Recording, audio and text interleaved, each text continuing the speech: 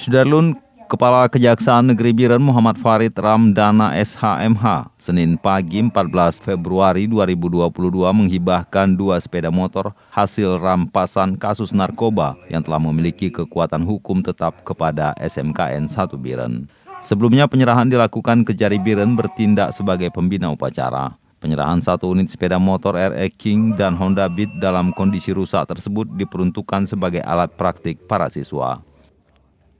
Kejari Biren mengatakan hibah motor ini merupakan kebijakan semua kejaksaan di Indonesia agar barang bukti hasil sitaan yang telah berkekuatan hukum tetap dapat dimanfaatkan. 2 unit kendaraan hibah ini diharapkan dapat memotivasi siswa agar lebih mendalami ilmu praktik. Dari Biren, Yusmandin Idris, Rambion TV.